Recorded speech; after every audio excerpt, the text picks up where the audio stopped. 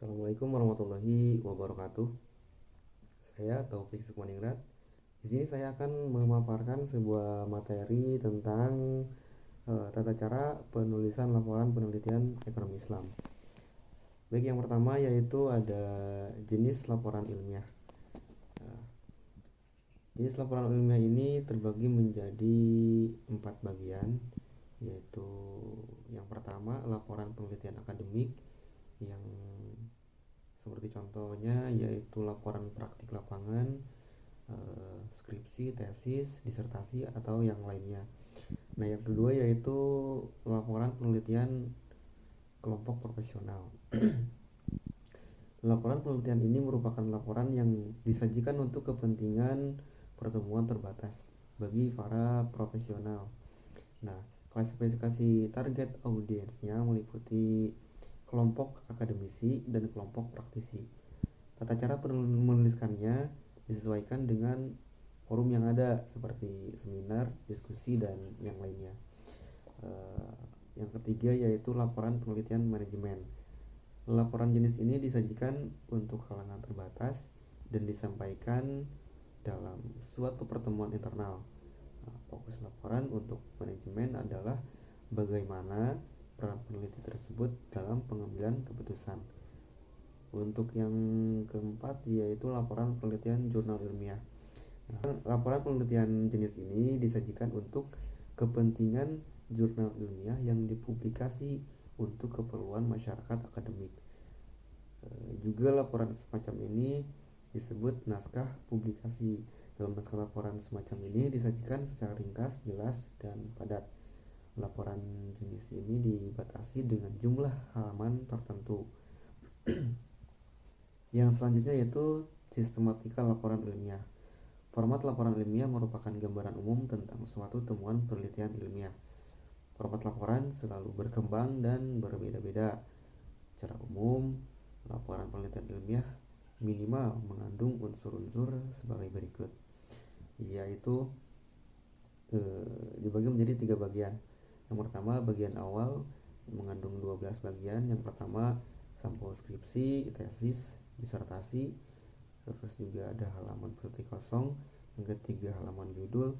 Yang keempat, halaman pengesahan ujian. Yang kelima, halaman persetujuan dosen pembimbing. Yang keenam, halaman moto dan persembahan. Halaman 7, abstraksi. Halaman ke-8, kata pengantar. 9, daftar isi. Yang ke-10, daftar tabel. Yang ke-11, daftar gambar. Dan yang terakhir yaitu 12, lampiran-lampiran. Untuk yang seterusnya itu bagian tengah. Nah, bagian tengah ini merupakan isi skripsi. Isi skripsi ini disajikan dalam bentuk ban-ban, subbab, atau tingkat hierarki judul yang lebih rinci dengan menganut sistematika tertentu. Karena adanya berbagai pendekatan yang mungkin digunakan dalam penyusunan skripsi, kita dapat membaca buku-buku panduan atau berkonsultasi dengan pembimbing skripsi. Selanjutnya bagian akhir. Bagian akhir ini terdapat 2 unsur, yaitu daftar pustaka dan lampiran.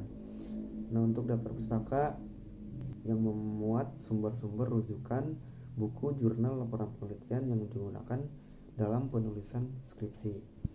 Dan untuk lampiran memuat semua dokumen atau bahan penunjang yang digunakan dalam penulisan skripsi, tetapi dianggap tidak terlalu mengganggu untuk dimasukkan dalam teks isi skripsi, seperti surat izin penelitian, instrumen, rumus-rumus, dan perhitungan statistik yang dipakai, prosedur perhitungan, entry data, dan hasil uji coba instrumen. Untuk penelitian kualitatif, lampiran dapat berupa catatan lapangan. Selanjutnya yaitu isi laporan ilmiah. Isi laporan ilmiah ini yang pertama ada pendahuluan yang termasuk ke dalam bab 1 dan berisi hal-hal sebagai berikut.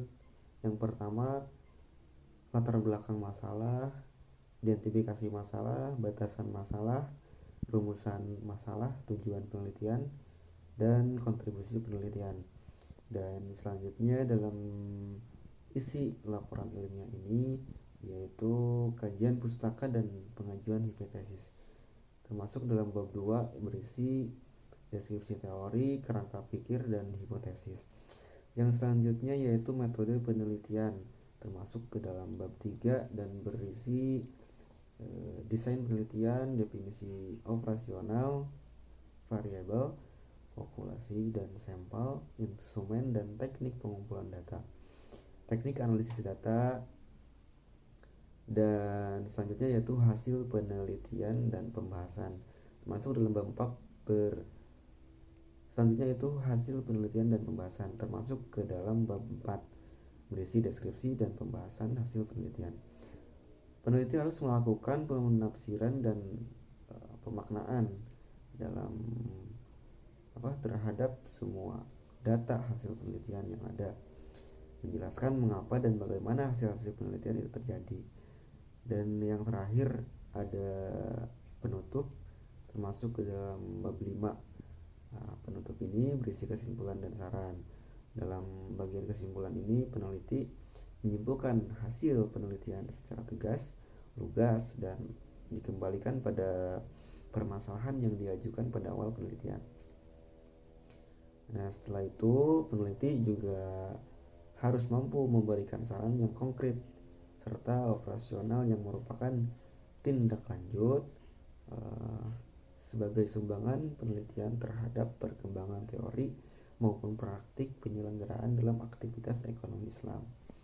Nah, baik, mungkin hanya itu saja yang dapat saya sampaikan. Mohon maaf bila masih ada banyak kekurangan.